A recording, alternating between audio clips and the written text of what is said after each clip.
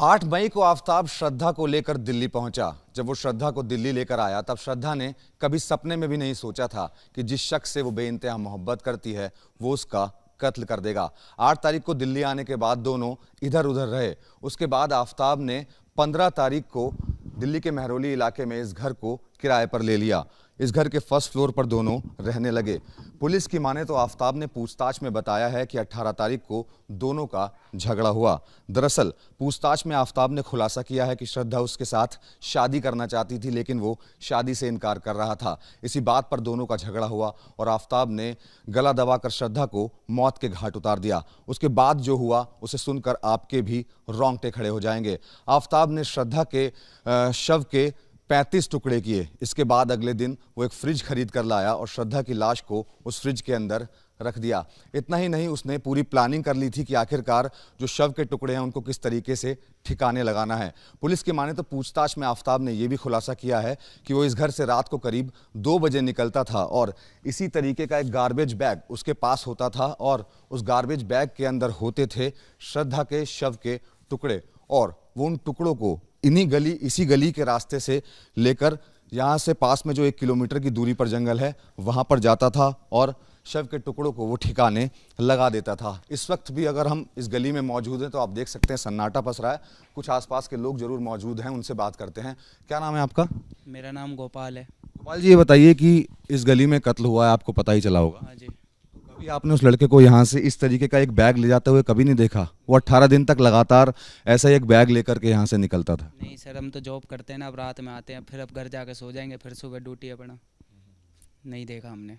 Police की माने तो रात करीब इसी वक्त, यानी कि इस वक्त भी अगर मैं घड़ी की बात करूं तो घड़ी में आप देख सकते हैं कि तकरीबन 2 बजे हैं इस वक्त भी, और 2 बजे के आसपास का ही वो वक्त बता रहा है और 18 दिन तक लगातार यहीं से जाता था इस गली से और जो शव के टुकड़े होते थे वो जो पास में जंगल है वहाँ फेंक देता था। हाँ, बता तो यही रहे हैं, पुलिस वाले भी ढूंढ रहे हैं सर, मित्तल में और इधर जंगल में बताया उनको, इनमें ढूंढ भी रहे थे वो, लेकिन ऐसा तो हमने कभी देखा नहीं है जो बोले हम आपसे। क्या इसी तरीके से गली में सन्नाटा पसर जाता है रात को 2 बजे करीब? बिल्कुल सन्नाटा हो जाता है, सब सो जाते हैं ना, ड्यूटी वूटी करते हैं सारे बंदे, तो शांति रहता है। या फिर यहाँ किसी को किसी से कोई मतलब नहीं है, कोई कहीं जा रहा है तो उससे कोई पूछता नहीं है, कोई बात नहीं करता है? नहीं, ऐसा तो कुछ नहीं है। आड़ पड़ोस में जैसे अभी हमारे साथ कुछ हो जाए तो सारे पूछेंगे, लेकिन वो किसी से मतलब ही नहीं रखता था जो पूछते उससे, वो अपना अकेला मस्त रहता था। कभी देखा आपने उसको? कभी दिन में देखा हो, कभी किसी वक्त देखा हो? नहीं, पहले यहाँ पर तो नहीं रहता था, वो 6 नंबर गली में रहता था, वहाँ पर तो देखा था। अच्छा। यहाँ तो वो अभी आया है, पहले 6 नंबर गली में रहता था, ये 1 नंबर गली है, 6 नंबर गली में आ गए। अच्छा, तो उस लड़की के साथ, श्रद्धा के साथ देखा था आपने या उसको अकेले देखा था? पहले थी उसके साथ, वो काली सी लड़की थी साइज से, थोड़ी सांवली सी, उसी के साथ देखा था, दोनों ही रहते थे। तो इस वक्त भी गली के अंदर सन्नाटा पसरा हुआ है और हम ये आपको कोशिश कर रहे हैं दिखाने की कि जब आफताब यहाँ से निकलता था तब गली में सन्नाटा पसरा होता था। उसको आज तक इस तरीके का गार्बेज बैग ले जाते हुए यहाँ से किसी ने नहीं देखा। अब हम यहाँ से पैदल ही उस जंगल की तरफ जाएंगे जहाँ पर वो शव के टुकड़ों को फेंकता था, क्योंकि आफताब भी यहाँ से पैदल ही निकलता था। और आपको पूरी गली हम दिखाते हैं, ये आप गली देख सकते हैं, ये वो पूरी गली है जिस गली के अंदर आफताब श्रद्धा के साथ यहाँ पर रहने के लिए आया था। और हम पैदल ही यहाँ से उस जंगल की तरफ जाएंगे, क्योंकि वो भी पैदल ही अपना सफ़र तय करता था इस गार्बेज बैग के साथ। हालांकि आसपास यहाँ ज़रूर कुछ मकानों पर सीसीटीवी कैमरे लगे हुए हैं। मेरे कैमरामैन सीके सिंह आपको दिखाएंगे कि सामने एक सीसीटीवी कैमरा आप देख सकते हैं, आपको यहाँ पर ये कैमरा नज़र आएगा, लेकिन वो बिल्कुल बेखौफ था। कत्ल की वारदात को अंजाम देने के बाद भी वो लगातार 18 दिन तक इसी गली के रास्ते से जो शव के टुकड़े थे अपने हाथ में लेकर वो जाता था, रोज़ निकलता था और शव को ठिकाने लगाता था। आपको बताना चाहेंगे कि अभी भी पुलिस की जो टीम है वो पूरा शव बरामद नहीं कर पाई है। पुलिस ने आफताब को 5 दिन की रिमांड पर लिया है और पुलिस कोशिश कर रही है उससे ये जानने की कि आखिरकार इस पूरे हत्याकांड में वो अकेला ही शामिल था या फिर उसके साथ कोई और लोग भी शामिल थे। सामने आप देख सकते हैं, सामने एक शॉप खुली हुई है, उनसे बात करने की कोशिश करते हैं। रात के इस वक्त 2 बजे हैं और ये शॉप रात के 2 बजे तक हमको यहाँ पर खुली हुई नज़र आ रही है और ये महरौली इलाके का 60 फुटा रोड है। इसे 60 फुटा रोड कहते हैं महरौली इलाके का।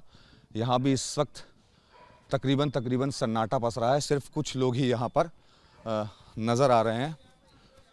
यहाँ बात करने की एक बार कोशिश करते हैं। ये दुकान क्या रात भर खुली रहती है आपकी जो शॉप है? हाँ जी। क्या नाम है आपका? राजकुमार। राजकुमार जी, आप यहीं कब से काम कर रहे हैं आप यहाँ पर? कर रहे हैं लेकिन परमानेंट नहीं रहते हैं। हमारी कभी आज नाइट है तो कल मॉर्निंग हो जाएंगे। आप परमानेंट रहते हैं यहाँ पर? मैं भी 2-3 दिन से आया, 2-3 दिन हो गए मेरे को। कोई ऐसे शख्स हैं जो यहाँ परमानेंट रहते हो? परमानेंट तो नहीं है, ऐसे कोई बदलते रहते हैं। परमानेंट रहते हैं यहीं कहाँ? हाँ। तो आपको पता चला होगा यहाँ मर्डर के बारे में? नहीं जी, अभी तो फिलहाल पता नहीं चला कुछ भी। यहाँ का तो कुछ पता नहीं चला अभी। तो आपने कभी किसी लड़के को यहाँ से जाते हुए नहीं देखा? एक लड़का था जो इस तरीके का बैग लेके यहाँ से जाता था, कभी कुछ देखा हो? बहुत यहाँ भीड़ रहती है दिन में, तो अब एक पर ध्यान तो देता नहीं हम। रात के करीब 2 बजे जो इस वक्त का टाइम हुआ है। रात को भी आते जाते रहते हैं, यहाँ पे बहुत लड़के आते जाते रहते हैं। रात को भी ऐसा नहीं है कि भाई एक ही लड़का जा रहा है। रात को कोई बाइक से, कोई स्कूटी से, कोई पैदल जाते रहते हैं रात को भी। यानी कि ऐसा कोई बैग ले जाते हुए आपने कभी किसी को नहीं देखा यहाँ से? ऐसे तो बैग लेके भी जाते हैं, ऐसा तो कोई है नहीं कि एक ही बंदा बैग लेके जाता है। बस बैग लेके तो सब जाते हैं। ये तो जैसा कि यहाँ के लोग बता रहे हैं कि आफताब को यहाँ से किसी ने इस तरीके से इस गार्बेज बैग को ले जाते हुए नहीं देखा। ये जो शॉप आप देख रहे हैं ये रात भर खुलती है। उसके निकलने का समय भी रात के 2 बजे के करीब ही होता था। वो यहीं से निकलता था इसी 60 फुटा रोड से होते हुए और करीब यहाँ से 1 किलोमीटर दूरी पर वो जंगल है। वहाँ तक हम चलेंगे, पैदल ही चलेंगे और कोशिश करेंगे ये जानने की कि रास्ते में क्या हमें कोई पुलिस पिकेट मिलती है या कोई पुलिस वाला मिलता है जिसने कभी उसको देखा हो।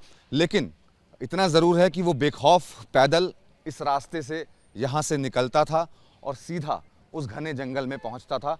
अब हम भी उस घने जंगल की तरफ आपको लेकर जा रहे हैं।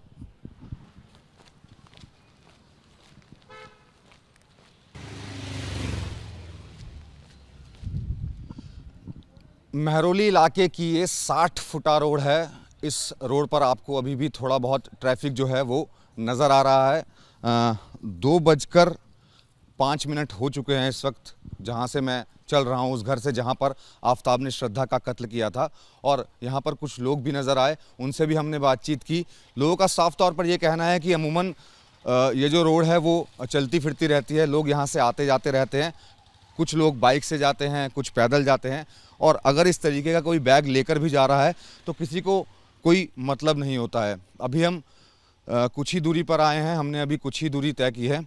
हम आपको उस जगह तक लेकर चलेंगे जहां पर आफताब ने इसी तरीके का जो एक गार्बेज बैग था वो डंप किया था, जिस बैग के अंदर वो श्रद्धा के शव के टुकड़ों को रखता था और यहाँ से लेकर जाता था।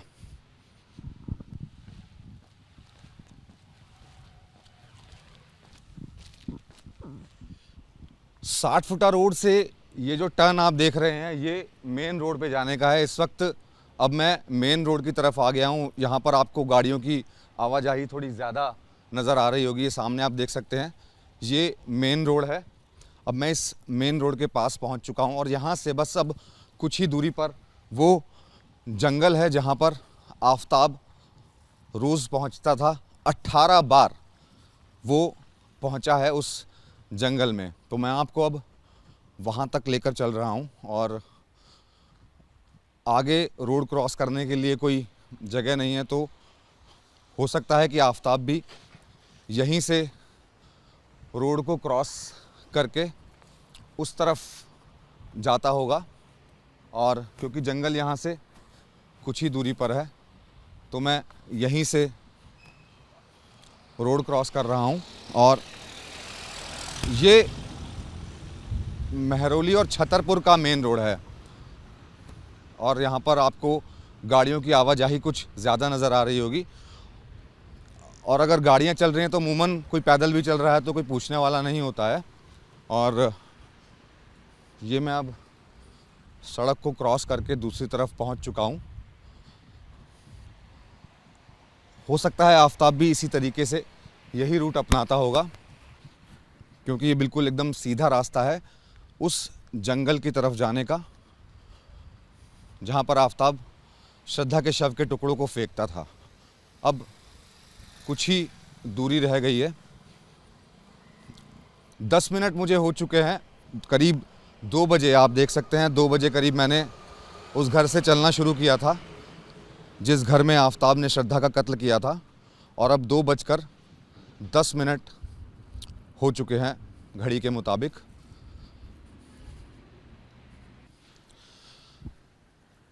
10:12 हो चुके हैं और इस वक्त मैं उस जगह पर यानी कि जंगल के उस कट पर पहुंच चुका हूं जहां से आफताब जंगल के अंदर एंट्री करता था। ये वो जगह है, यहीं से आफताब जंगल के अंदर जाता था। उसके हाथ में ऐसा ही एक गार्बेज बैग होता था जिसके अंदर श्रद्धा के शव के टुकड़े होते थे और वो यहीं इस घने जंगल में इसी जगह से एंट्री करता था।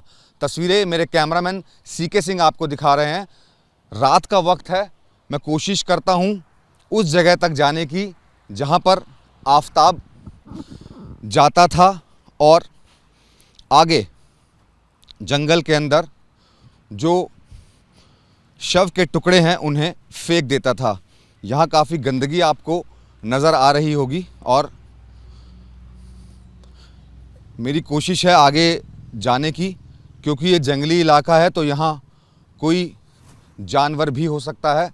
तो मैं काफ़ी धीरे चल रहा हूँ क्योंकि मुझे खुद को भी सेव करना है। कैमरामैन सीके सिंह मेरे साथ इस वक्त मौजूद हैं और सीके सिंह आपको ये आगे की तस्वीरें दिखा रहे हैं। इस वक्त हम घने जंगल के अंदर मौजूद हैं। महरौली के ये वही जंगल हैं जहाँ पर आफताब श्रद्धा के शव के टुकड़ों को फेंकता था। ये देखिए तस्वीरें आप, ये महरौली के वो घने जंगल हैं जहाँ पर इस वक्त हम पहुँच चुके हैं। अंधेरा चारों तरफ है, कोई भी यहाँ पर मौजूद नहीं है और पुलिस के मुताबिक वो 18 बार इसी तरीके से ऐसा ही एक बैग लेकर आया है और इन्हीं घने जंगलों में वो इस बैग को कहीं पर भी डंप कर दिया करता था। यही वजह है कि रात को वो यहाँ पर पहुँचता था और उसे खुद भी अंदाज़ा नहीं है कि वो किस तरफ जाता था। अभी तक पुलिस भी खुद श्रद्धा के शव के सभी जो टुकड़े हैं वो बरामद नहीं कर पाई है, ना ही उसका जो सर है पुलिस को वो मिला है। और थोड़ा और आगे तक चलते हैं। कैमरामैन सीके सिंह ये तस्वीरें आपको दिखा रहे हैं और इन्हीं जंगलों के अंदर जाकर वो कहीं पर भी जो ये बैग मेरे हाथ में है, इसी तरीके का बैग उसके हाथ में होता था और वो फेंक दिया करता था। अब हम ज़्यादा आगे नहीं जाएंगे क्योंकि बिल्कुल घना जंगली इलाका है और कोई भी यहाँ पर जानवर हो सकता है या कुछ भी यहाँ पर हो सकता है। इसी तरीके से आफताब यहाँ पर रात में बेखौफ होकर पहुँचता था, उसे कोई डर नहीं था। जब पूछताछ भी उससे हुई है तो उस पूछताछ में उसने ये खुलासा किया है कि उसे कोई पछतावा नहीं है श्रद्धा के कत्ल का। फ़िलहाल आफताब 5 दिन की पुलिस की रिमांड पर है। पुलिस उससे लगातार पूछताछ कर रही है और पुलिस की पूरी कोशिश है कि वो श्रद्धा के जो बाकी शरीर के हिस्से हैं उन्हें ढूंढ सके, लेकिन अभी तक पुलिस को बरामदगी नहीं हो सकी है। इसके अलावा पुलिस आफताब के जो बाकी दोस्त हैं उनसे भी लगातार पूछताछ कर रही है। अब जंगल में हम मौजूद हैं, अगर मैं इस बैग को यहाँ कहीं भी फेंक दूंगा तो बहुत मुश्किल हो जाता है किसी के लिए भी इस तरीके से शव को ढूंढना, और क्योंकि यहाँ जंगली जानवर भी मौजूद है और ऐसे जानवर भी हैं जो शायद हो सकता है कि मांस को खा जाते हों, तो वो खा भी गए हों। यही वजह है कि पुलिस को शव के टुकड़ों को ढूंढने में काफ़ी ज़्यादा मशक्क़त का सामना करना पड़ रहा है। लेकिन आफताब पुलिस की रिमांड पर है और पुलिस की यही कोशिश है कि जल्द से जल्द जो सभी शव के टुकड़े हैं उनको बरामद किया जा सके। लेकिन जिस तरीके से ये हत्याकांड हुआ है और आफताब ने अपनी प्रेमिका के कत्ल को अंजाम दिया है, उससे कहीं ना कहीं पूरी दिल्ली दहल गई है। आफताब महरौली के जिस घर में श्रद्धा के साथ रह रहा था, उस घर से यहाँ इस जंगल तक पहुँचने में हमें करीब 15 लगे। रात के करीब 2 बजे ही हम निकले थे और अब हम 2:15 पर यहाँ इस जंगल में पहुँच चुके हैं। इस घने जंगल के अंदर जहाँ पर आफताब श्रद्धा के शव के टुकड़ों को फेंक दिया करता था। करीब 18 बार वो यहाँ पर पहुँचा है। जैसा कि पुलिस इन्वेस्टिगेशन में, पुलिस पूछताछ में आफताब ने ये खुलासा किया है कि 18 बार वो यहाँ पर पहुँचा इस घने अंधेरे जंगल के अंदर। तस्वीरें मेरे कैमरामैन सीके सिंह आपको यहाँ इस घने जंगल की दिखा रहे हैं। इस वक्त हम भी घने जंगल के अंदर ही मौजूद हैं और वो बेखौफ यहाँ पर पहुँचता था और बड़ी आसानी से घने जंगल के अंदर बीच में जाकर के श्रद्धा के जो शव के टुकड़े थे उन्हें फेंक दिया करता था और आराम से अपने घर जाकर सो जाता था। इतना ही नहीं, इतने महीनों से वो उसी घर के अंदर रह रहा था, उसी कमरे के अंदर रह रहा था जहां पर उसने श्रद्धा का कत्ल किया था। यानी उस लड़की का कत्ल जो लड़की उससे बेइंतहा मोहब्बत करती थी।